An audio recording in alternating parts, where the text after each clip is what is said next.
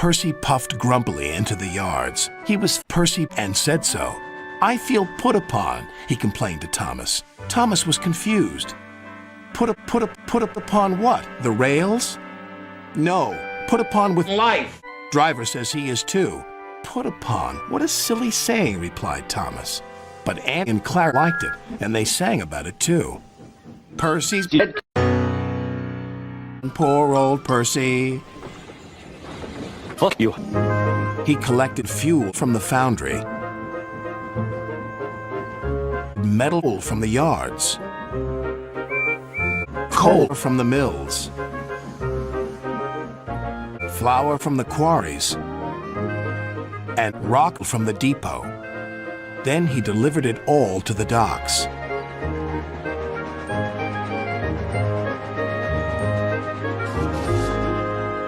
Next, he collected some empty freight cars.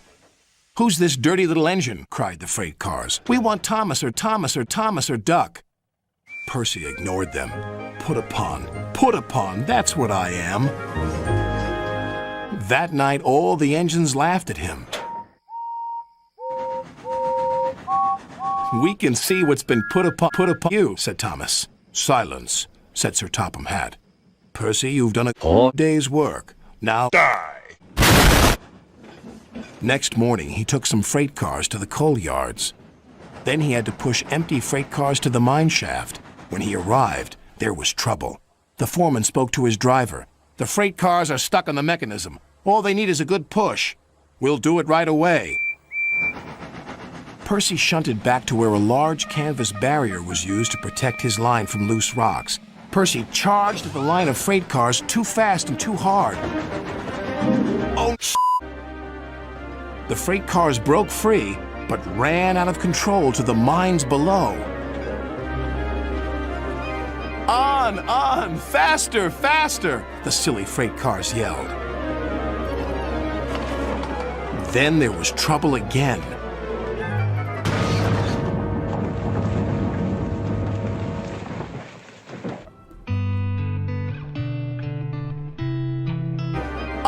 On, faster, faster.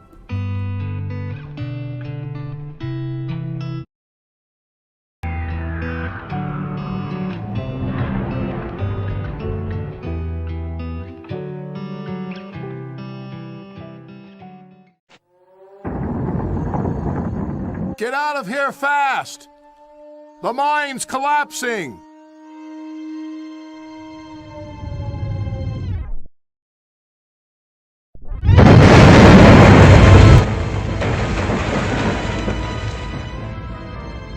"We'll just have to make a run for it, Percy," called his driver.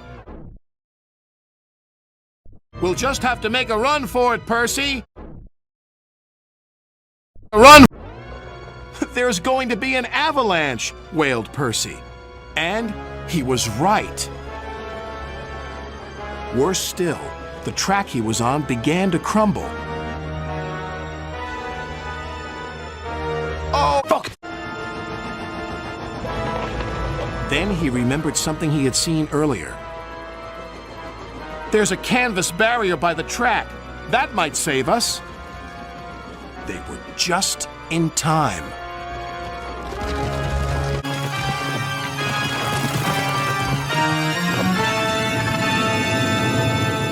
Percy was right. The canvas did indeed save them, but the miners didn't know that. "The avalanche has buried an engine and its crew," shouted the foreman. "We must help them." When Percy had been rescued, Sir Topham Hatt spoke to his driver and fireman, then to Percy. "Driver told me how brave you were, Percy. As a reward, you will die." When he returned, Percy's coat glistened in the sun. "I'm sorry we teased you, Percy," said Thomas. "You were certainly put upon by that avalanche." "Yes, indeed. But just look at my new coat of paint. Now, I don't mind that being put upon me." Yuck!